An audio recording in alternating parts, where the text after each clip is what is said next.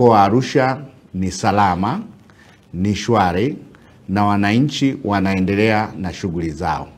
Na katika hili pia tunatekeleza maelekezo ya Mheshimiwa Rais Dr. Samia Suluhu Hassan aliyoyatoa jana kwamba wananchi warejee katika shughuli zao za kila siku, na hilo tumeendelea kulitekeleza.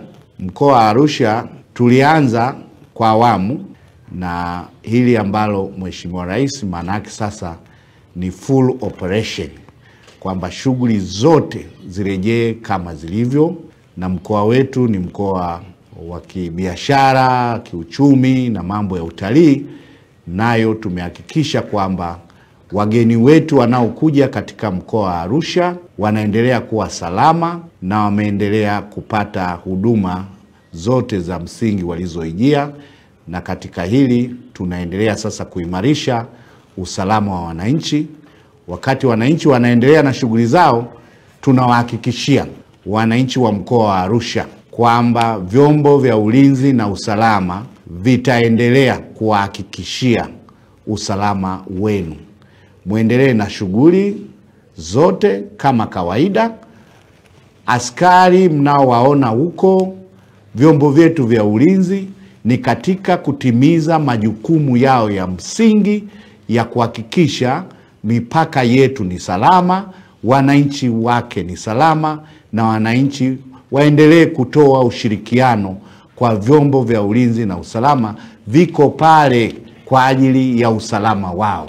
Wakati hayo yakiendelea, tutahakikisha huduma zote za msingi zinaendelea kutolewa.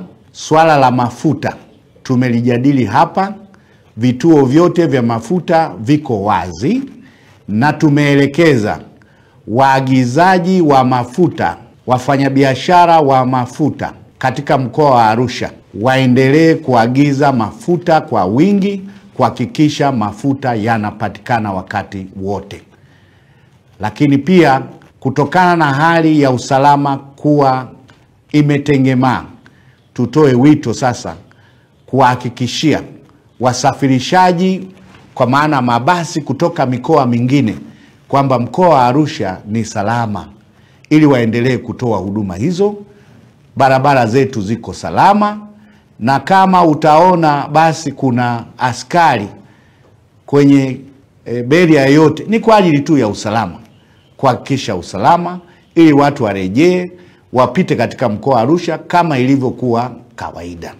Niwaombe wenye viti wa serikali za mitaa na vijiji, mahali kote huko ndiko msingi wa kamati za ulinzi na usalama, kuendelea kushirikiana na vyombo vya ulinzi na usalama, kutoa taarifa za usalama na katika mitaa yao na vijiji vyao kwa kamati hizo katika vyombo vyetu, na sisi tutaendelea kutimiza majukumu yetu ya msingi ya kuhakikisha mkoa wa Arusha unaendelea kuwa salama.